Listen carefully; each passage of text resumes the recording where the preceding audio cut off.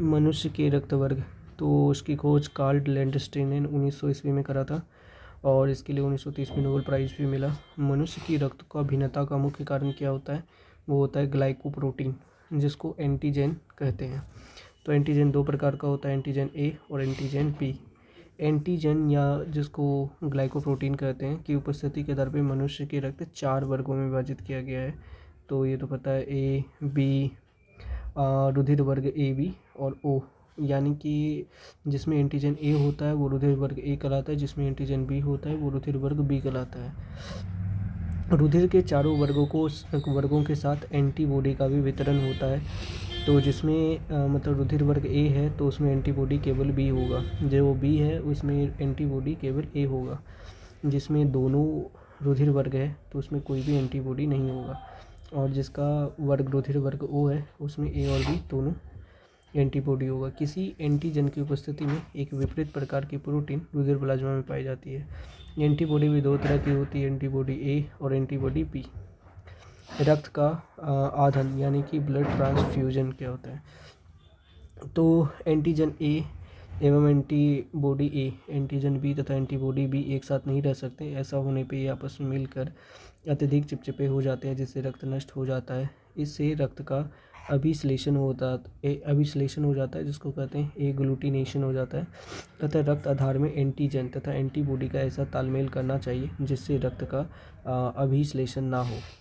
तो रक्त समूह ओ को सर्वदाता समूह कहा जाता है और रक्त समूह क्योंकि इसमें कोई भी एंटीजन मौजूद नहीं होता है, एवं रक्त समूह ए बी को सर्वग्राही यानी कि यूनिवर्सल रिसेप्टर कहते हैं क्योंकि इसमें कोई एंटीबॉडी नहीं होता है।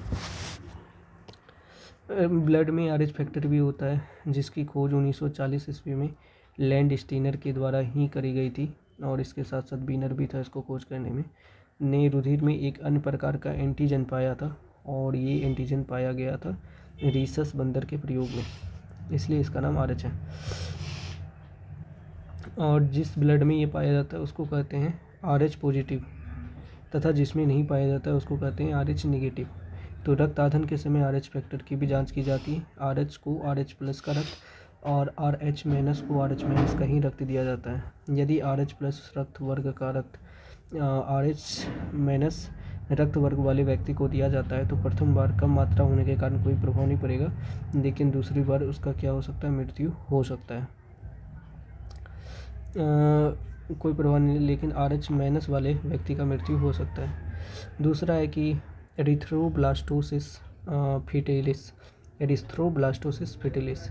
यदि पिता का रक्त आरएच प्लस हो, माता का रक्त आरएच माइनस हो तो जन्म लेने वाले शिशु को जन्म से पहले गर्भावस्था में या जन्म के तुरंत बाद मृत्यु हो जाती है। ऐसा प्रथम संतान के बाद की संतान होने पर होता है, यानी कि प्रथम संतान के बाद। माता पिता के रक्त समूह के आधार पर बच्चों का संभावित रक्त समूह क्या हो सकता है? अगर माता पिता ओ और ओ है तो ओ होगा, ओ और ए है तो ओ या ए में से कोई हो सकता है। फिर यदि ओ बी है तो ओ या बी में से कोई होगा। ओ ए बी है तो ओ तो होगा ही नहीं, ए बी ही रहेगा। अगर डबल ए है, इधर भी ए बी इधर भी है तो ए ओ हो सकता है। ए बी दोनों है तो ए ओ भी होगा और बी भी होगा, इसके साथ साथ ए बी भी हो जाएगा। अगर ए है और दूसरे का ए बी है तो ए बी तो होगा ही, इसके साथ ए बी भी हो जाएगा। बी है तो बी हो, और बी और ए बी है इस टाइप का तो इसका भी सेम ही होगा। और दोनों का ए बी ब्लड ग्रुप है तो इसका मतलब क्या होगा, ए बी ए बी और ए बी दोनों हो सकता है। तो यहाँ पर बढ़ते हैं, मानव शरीर के तंत्र कौन सा है? सबसे पहले पाचन तंत्र। पाचन तंत्र में 4-5 तरीका होता है: अंतर्ग्रहण, पाचन, अवशोषण, स्वांगीकरण और मल त्याग। तो अंतर्ग्रहण तो पता है। पाचन में क्या होता है कि लार ग्रंथियों में से एक एंजाइम निकलता है जिसको कहते हैं टाइलिन, जो भोजन में उपस्थित जो मंड होता है, मंड मतलब स्टार्च, वो को माल्टोज शर्करा में अपघटित कर देता है। फिर माल्टोज नामक एक नया एंजाइम माल्टोज शर्करा को ग्लूकोज में परिवर्तित कर देता है। और फिर लास्ट में आता है लाइसोजाइम नामक एंजाइम, जो भोजन में उपस्थित हानिकारक जो जीवाणु है उसको ख़त्म कर देता है। और फिर शेष पदार्थ आमाशय में पहुंचता है। इसके बाद आमाशय में पाचन कैसे होता है? तो आमाशय में भोजन लगभग 4 घंटे तक होता है और भोजन के आमाशय में पहुंचने पर पाइलोरिक ग्रंथियों से जठर रस निकलता है, जिसका पीएच मान लगभग 1.5 से 3.5 के बीच होता है, यानी कि अम्लीय प्रवृत्ति का होता है, और इसका रंग पीले रंग का होता है। अमाशय के ऑक्सीनेटिक कोशिकाओं से हाइड्रोक्लोरिक अम्ल भी निकलता है, जो भोजन के साथ आए जीवाणुओं को नष्ट कर देता है तथा एंजाइम की क्रिया को तीव्र करता है। हाइड्रोक्लोरिक अम्ल भोजन के माध्यम को अम्लीय बना देता है, जिससे लार का टाइलिन की क्रिया समाप्त हो जाता है। यहाँ पर टाइलिन का काम खत्म हो जाता है। अमाशय में निकलने वाले जठर रस में एंजाइम दो तरह का होता है, एक पेप्सिन, दूसरा रेनिन। पेप्सिन जो है वो प्रोटीन को खंडित कर सरल पदार्थों, जिसको कि पेप्टोन्स कहते हैं, उसमें परिवर्तित कर देता है, और जो रेनिन होता है दूध में घुली हुई जो प्रोटीन होता है, जिसको कैसिनोजेन कहते हैं, को ठोस प्रोटीन में बदल देता है, जिसका नाम है कैल्शियम पैराकेसिनेट।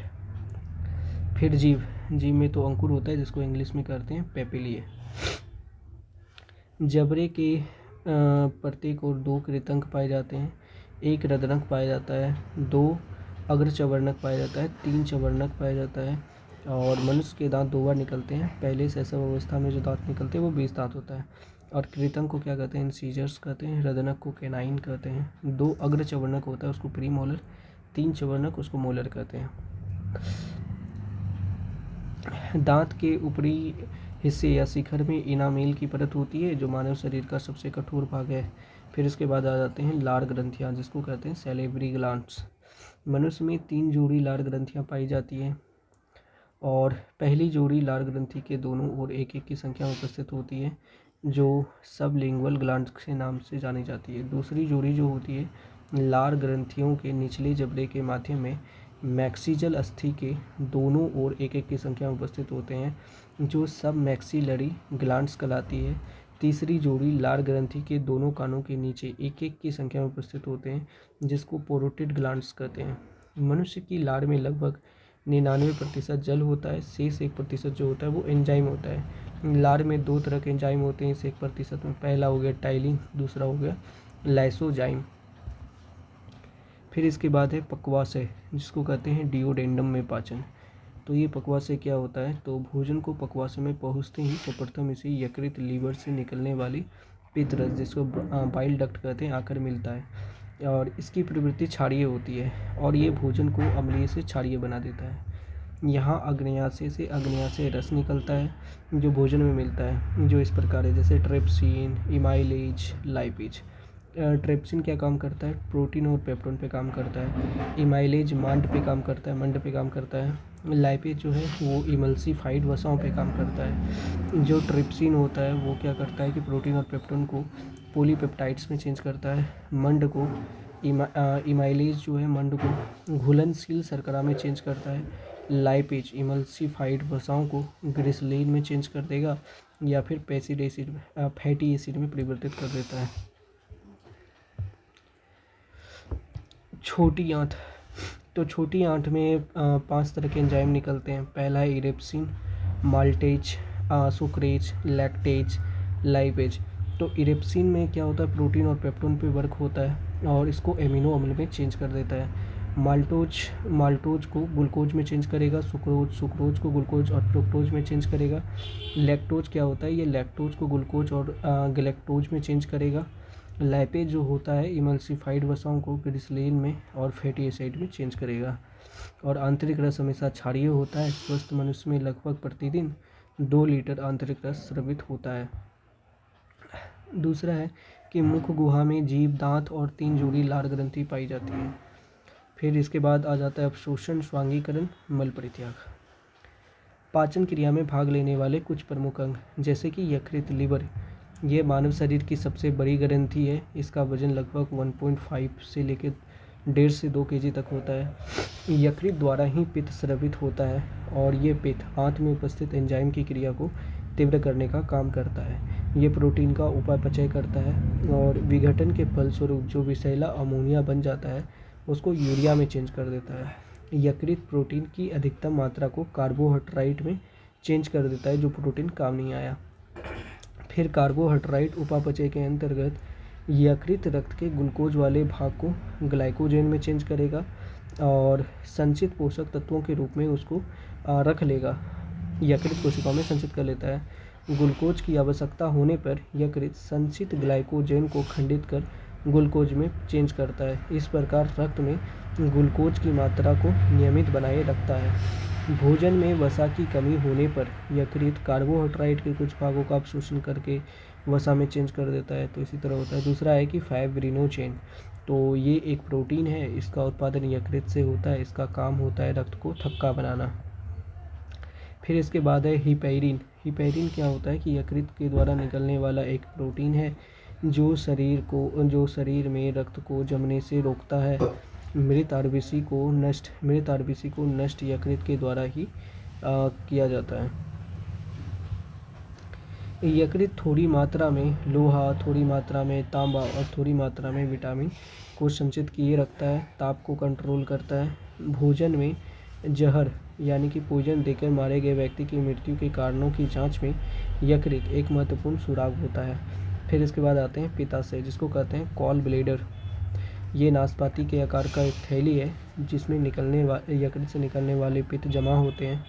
पित्ताशय में पक्वाशय में पित्त नलिका के माध्यम से आता है और पित्त का पक्वाशय में गिरना एक प्रतिवर्ती क्रिया है। पित्त पीले रंग का एक क्षारीय द्रव है और इसका पीएच मान 7.7 होता है। इसमें जल की मात्रा 15% और बाकी जो बाइल पिगमेंट है जिसको पित्तवर्णक कहते हैं 12% होता है। पित्त का मुख्य कार्य क्या है? तो हानिकारक जीवाणु को ख़त्म करना, इमल्सीकरण करना। इमल्सीकरण मतलब क्या होता है कि दो अलग अलग पदार्थों को मिलाना।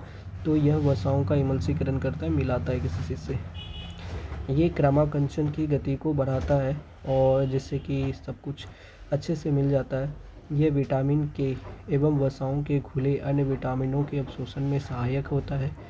पित्त वाहिनी में अवरोध हो जाने पर यकृत रुधिका से बिलिरुबिन लेना बंद कर देता है। फलस्वरूप बिलिरुबिन संपूर्ण शरीर में फैल जाता है जिसके कारण पीलिया होता है। बिलिरुबिन। फिर आते हैं अग्न्याशय में, जिसको कहते हैं पेनिकिट्स। तो ये दूसरा सबसे बड़ा ग्रंथि है। ये अंतःस्रावी और बाहरी स्रावी दोनों होता है। जो नलिका विहीन होता है उसको इंडोक्राइन कहते हैं, जो नलिका युक्त होता है उसको एक्सोक्राइन कहते हैं। इससे अग्न्याशी रस निकलता है जिसमें 98% जल होता है, बाकी लवण और एंजाइम होता है। इसकी प्रकृति भी अब क्षारीय ही होगी, जिसका पीएच मान 7.5 से 8.3 होता है। इस तीनों प्रकार के मुख्य भोजन क्या है? कार्बोहाइड्रेट, वसा और प्रोटीन। इसलिए इसे पूर्ण पाचक रस भी कहा जाता है। इसमें एंजाइम मूलतः प्रोटीन ही होते हैं। फिर इसके बाद है लैंगरहैंस की द्वीप, जिसको कहते हैं इजलेट्स ऑफ द लैंगरहैंस। ये अग्न्याशय का ही भाग है। इसकी खोज लैंगरहैंस नामक चिकित्सा शास्त्री ने करी थी। इसके कई सारी कोशिकाएं जैसे कि बीटा कोशिका, अल्फा कोशिका, गामा कोशिका, लेकिन बीटा कोशिका इम्पोर्टेंट है क्योंकि इससे इंसुलिन निकलता है। अल्फा कोशिका से ग्लूकागोन निकलता है। गामा कोशिका से सोमेटोस्टेटिन निकलता है। फिर आते हैं इंसुलिन। तो इंसुलिन जो है बी कोशिका से निकलता है। इसकी खोज 1922 या 21 ईस्वी में फ्रेडरिक वेटिंग और चार्ल्स पेस्ट ने किया था और 1922 ईस्वी में पहली बार इंसुलिन का इंजेक्शन दिया गया। यह ग्लूकोज में ग्लाइकोजेन बनने की क्रिया को नियंत्रित करता है। इंसुलिन के अल्पस्रावन से क्या हो सकता है? मधुमेह हो जाता है, जिसको डायबिटीज नामक रोग हो जाता है। रुधिर में ग्लूकोज की मात्रा बढ़ाना मधुमेह कहलाता है। इंसुलिन के अतिस्रावन से भी रोग होता है जिसको कहते हैं हाइपोग्लाइसीमिया, जिससे क्या होता है कि जनन क्षमता और दृष्टि ज्ञान कम होने लगता है। इसके बाद है ग्लूकागोन। ग्लूकागोन में क्या होता है कि ग्लाइकोजेन को पुनः ग्लूकोज में परिवर्तित कर देता है। फिर इसके बाद है सोमेटोस्टेटिन। ये पॉलीपेप्टाइड हार्मोन होता है जो भोजन की स्वांगीकरण की अवधि को बढ़ाता है। पाचन का साधन सब देख लेते हैं। तो एक लार है, ये अम्लीय प्रवृत्ति का होता है। जठर रस से निकलने वाला रस भी अम्लीय प्रवृत्ति से होता है। बाकी आग्नेयाशय रस क्षारीय प्रवृत्ति और आंतरीय रस भी क्षारीय प्रवृत्ति का होता है। लार से दो तरह के एंजाइम निकलता है, टाइलिन और माल्टेज। टाइलिन मंड को माल्टोज में चेंज कर देता है और माल्टोज को ग्लूकोज में चेंज कर देता है। फिर आता है जठर रस। इसमें दो तरह के एंजाइम निकलते हैं, पेप्सिन और रेनिन। पेप्सिन क्या करता है, प्रोटीन को पेप्टोन्स में चेंज कर देता है, और रेनिन केसिन को कैल्शियम पेराकेसिनेट में चेंज कर देता है। फिर अग्न्याशय रस से तीन एंजाइम निकलता है, ट्रिप्सिन, इमाइलेज, लाइपेज। जो ट्रिप्सिन होता है वो प्रोटीन को पॉलीपेप्टाइड्स में चेंज करता है, जो इमाइलेज होता है वो मंड को शर्करा में चेंज करता है, जबकि ये जो टाइलिन था मंड को माल्टोज में चेंज करता था। लाइपेज जो है वसा को वसा अम्ल और ग्लिसरॉल में चेंज करता है। फिर इसके बाद है आंतरिक रस, उसमें 5 तरह के रस हैं, इरिप्सिन, माल्टेज, सुक्रेज, लैक्टेज और फिर लाइपेज। इरिप्सिन क्या करता है, प्रोटीन को अमीनो अम्ल में चेंज करता है। माल्टेज माल्टोज को ग्लूकोज में चेंज करता है। सुक्रेज सुक्रोज को ग्लूकोज और फ्रुक्टोज में चेंज करता है। लैक्टेज लैक्टोज को ग्लूकोज और गैलेक्टोज में चेंज करता है। लाइपेज वसा को वसीय अम्ल वो ग्लिसरॉल में चेंज करता है। मानव शरीर में पुच्छ बृहदान्त्र में संलग्न होता है, यानी कि इससे मलमूत्र निकलता है, मल निकलता है मेनली। परिसंचरण तंत्र की बात कर लें। परिसंचरण तंत्र, सर्कुलेटरी सिस्टम, 1628 ईस्वी में विलियम हॉर्वे ने इसकी खोज करी थी। ये 4 भागों में बटा होता है, हृदय, धमनी जिसको आर्टरीज कहते हैं, शिराएँ, वेन्स और रुधिर। तो हार्ट जो है ये लगभग 300 ग्राम का होता है, ये शरीर का सबसे व्यस्त अंग है और ये 4 कोष्ठों में मेनली बटा होता है। दाएं अलिंद दाएं निलय के बीच त्रिवलनी कपाट होता है, जबकि बाएं अलिंद और बाएं निलय के बीच द्विअलिनी कपाट होता है। हृदय से रक्त मतलब शरीर से हृदय की ओर रक्त ले जाने वाली रक्त वाहिनी को शिरा कहते हैं, जो कि अशुद्ध रक्त का वहन करती है, जिसमें कार्बन डाइऑक्साइड युक्त रक्त होता है। इसका अपवाद क्या है, पुलोनरी शिरा, क्योंकि पुलोनरी शिरा क्या करता है कि बाएं अलिंद से रक्त को पहुंचाता है, शिरा से फेफड़े से बाएं अलिंद में रक्त को पहुंचाता है, इसमें शुद्ध रक्त होता है। हृदय से शरीर की ओर रक्त ले जाने वाली रक्त वाहिनी को धमनी कहते हैं, आर्टरी कहते हैं। ये शुद्ध रक्त यानी कि ऑक्सीजन युक्त तो ब्लड लेते जाता है। इसका जो अपवाद है वो है पुलोमनरी धमनी। पुलोमनरी धमनी क्या करता है कि दाहिनी निलय से, ये रहा पुलोमनरी, तो ये तो ये यहाँ पर द्विवल्नी कपाट होता है, त्रिवल्नी कपाट होता है। और ये जो पुलोमनरी धमनी होती है ये दाहिनी निलय से यानी कि यहाँ से फेफड़े में रक्त पहुँचाता है, जो कि अशुद्ध रक्त होता है। हृदय के दाहिनी भाग में क्या होता है, अशुद्ध रक्त यानी कि कार्बन डाइऑक्साइड युक्त रक्त, बाएं भाग में शुद्ध रक्त यानी कि ऑक्सीजन युक्त रक्त रहता है। हृदय की मांसपेशियों को रक्त पहुंचाने वाली वाहिनी को कोरोनरी धमनी कहते हैं, कोरोनरी आर्टरी कहते हैं। इसी प्रकार की जो रुकावट होने पे, इसी में जो रुकावट होता है तो हृदयघात हो जाता है। हृदय में रुधिर का मार्ग क्या है, सबसे पहले बाएं अलिंद में आएगा, ठीक है, फिर इसके बाद वो बाएं नीले में आ जाता है नीचे, फिर उसमें दैहिक महाधमनी में आ जाता है, फिर उससे बहुत सारे बड़ी धमनी में चल गया, बड़ी धमनी से छोटी धमनी में आ गया जिसको आर्टियोल कहते हैं। फिर इसके बाद धमनी कोशिका में चल गया, धमनी कोशिका से अंग में चला गया, फिर अग्र एवं पश्च महाशिरा में चल जाता है। फिर से वो दाहिना अलिंद में आ जाता है, दाहिनी अलिंद में आ जाती है, फिर वो दाहिनी निलय यानी कि नीचे आ जाता है, और पाल्मोनरी धमनी से फिर फेफड़ा, फेफड़ा से पाल्मोनरी शिरा, और फिर बाएं अलिंद में पहुंच जाता है, जो कि ऑक्सीजन युक्त रुधिर होता है। और यानी कि 1 मिनट में बहता हुआ थिरक जाता है, लेकिन अगर भ्रूण अवस्था हो तो 150 बार भी थिरकता है। और एक धड़कन में लगभग 70 मिलीलीटर रक्त पंप हो जाता है। और दूसरा क्या है कि साइनोओडिकुलर नोड, दाहिने अलिंद की दीवार में स्थित एक तंत्रिका कोशिकाओं का समूह है, जो हृदय धड़कन की तरंग से प्रारंभ होता है। हृदय धड़कन की तरंग प्रारंभ होती है। मनुष्य का जो रक्तदाब होता है 120/80 mmHg होता है, यानी कि 120 सिस्टोलिक कहते हैं, और 80 वाला को कहते हैं डायस्टोलिक, सिस्टोलिक एंड डायस्टोलिक। इसको मापते किससे हैं, स्फिग्मेनोमीटर से। थाइरोक्सिन और फिर एड्रेनालिन स्वतंत्र रूप से हृदय की धड़कन को नियंत्रित करने वाला हार्मोन है। रुधिर में उपस्थित कार्बन डाइऑक्साइड रुधिर के पीएच को कम करके हृदय की गति को बढ़ाता है, अर्थात अम्लीयता हृदय की गति को बढ़ाता है और क्षारीयता हृदय की गति को घटाता है। इसके बाद आते हैं लसिका परिसंचरण तंत्र यानी कि लिम्फ सर्कुलेटरी सिस्टम। विभिन्न ऊतकों तथा कोशिकाओं के बीच जो छोटा खाली अंतरकोशीय स्थान अवकाशों में पाए जाते हैं, वहाँ हल्की पीले रंग की द्रव होती है, जिसको लसिका कहते हैं। और ये द्रव ही है, इसमें पौष्टिक पदार्थ, ऑक्सीजन और भी चीज़ होता है मौजूद। और इसमें छोटे छोटे कणिका होती है जिसको लिम्फोसाइट कहते हैं। ये मेनली श्वेत रुधिर कणिकाएँ ही होती हैं जो प्रतिरोधक क्षमता से युक्त होती है। लसिका ऊतक से हृदय की ओर केवल एक ही दिशा में बहता है, यानी कि ऊतक से हृदय की ओर। लसिका के कार्य क्या हैं? तो लिम्फोसाइट क्या होता है? हानिकारक जीवाणु को मार खाता है। दूसरा है लसिका के नोड, जिन्हें लिम्फोनोड कहते हैं, मनुष्य के शरीर में छन्ने का कार्य करता है, जिसके कारण धूल के कण, जीवाणु, कैंसर कोशिकाएं इत्यादि जो है मेनली लिम्फ नोड में ही फंस के रह जाती है। घाव भरने में हेल्प करता है। लसिका ऊतकों से सिरों में विभिन्न वस्तुओं का परिसंचरण होता है। फिर इसके बाद करने वाले उत्सर्जन तंत्र, इसको कहते हैं एक्सक्रीटरी सिस्टम। उत्सर्जन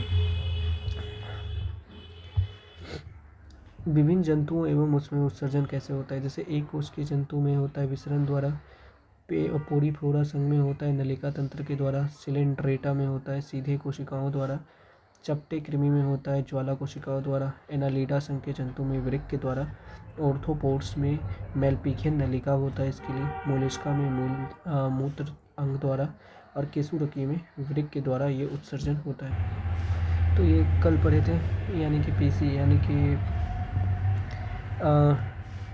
PC, P triple A E M C. P से पोरीफेरा, सी से हो जाता है कॉर्डेटा, पी से प्लेटी हेलमिंथीज, ए से आर्थ्रोपोडा एस्केलमेंथीज, एंड ए से और होता है एनालिडा, ई से होता है इकाई मोडेटा, एम से मोलस्का, और सी से कोडेटा, और ये सी से सिलेंड्रेटा। आ गया तो मनुष्य में उत्सर्जी अंग कौन कौन से? वृक्क हो गया, त्वचा, यकृत और फेफड़ा। किडनी जो होता है इसमें एक जोड़ा वृक्क होता है जो कि 140 ग्राम का होता है। बाहरी भाग को कोटेक्स कहते हैं, अंदर के भाग को मेडुला कहते हैं। प्रत्येक वृक्क में लगभग 1, 2, 3 लाख यानी कि 130 लाख यानी कि 1.3 करोड़ वृक्क नलिका होती है, जिन्हें नेफ्रॉन कहते हैं, या फिर इसे वृक्क की क्रियात्मक इकाई भी कह सकते हैं। और प्रत्येक नेफ्रॉन में एक छोटी सी प्यालीनुमा रचना होती है जिसको बोमेन सिम्पुट कहते हैं। बोमेन सिम्पुट में पतली रुधिर कोशिकाओं का कोशिका गुच्छ होता है जो 2 प्रकार की धमनियों से बनता है। पहला है कि चौड़ी अभिवाही धमनी, और दूसरा है पतली अपवाही धमनी। जो चौड़ी अपवाही धमनी होती है उसको इंग्लिश में कहते हैं एफेरेंट, और पतली को कहते हैं एफेरेंट। जो रुधिर को कोशिका गुच्छ में पहुंचाती है उसको चौड़ी, और फिर जो ले जाती है वो पतली अपवाही धमनी का। ग्लोमेरुलस की कोशिका से द्रव को छनकर बोमेन संपुट की गुहा में पहुंचाने की प्रक्रिया को परानिस्पंदन कहते हैं। वृक्कों का प्रमुख कार्य क्या है कि रक्त के प्लाज्मा को छानकर शुद्ध बनाना होता है, अर्थात इसमें से अनावश्यक और अनुपयोगी पदार्थों को जल की कुछ मात्रा के साथ मूत्र के द्वारा शरीर से बाहर निकाल देता है। वृक्कों की रुधिर की आपूर्ति अन्य अंगों की तुलना में बहुत अधिक होती है।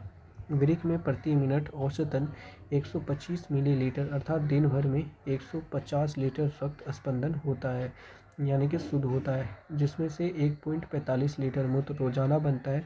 बाकी निस्पंदन वापस रक्त में अवशोषित हो जाता है। सामान्य मूत्र में लगभग 95% जल, 2% लवण, 2.7% यूरिया और 0.3% यूरिक अम्ल होता है। मूत्र का जो रंग पीला होता है वो उसमें उपस्थित यूरोक्रम के द्वारा होता है, और यूरोक्रम हीमोग्लोबिन के विखंडन से बनता है। मूत्र की जो प्रकृति होती है वो अम्लीय होती है, जिसका पीएच मान 6 होता है। वृक्क के द्वारा नाइट्रोजनी पदार्थों के अलावे पेनिसिलिन और कुछ मसालों का भी उत्सर्जन होता है। वृक्क में बनने वाली पथरी जो होती है कैल्शियम ऑक्जेलेट का बना होता है। फिर इसमें आ जाता है त्वचा, यकृत और फेफड़ा। तो त्वचा में मतलब कि कुछ ग्रंथि होती है, तैलीय ग्रंथि और श्वेत ग्रंथि सीबम और पसीने का स्रवन करती है। यकृत यूरिया में परिवर्तित कर देता है अमोनिया को।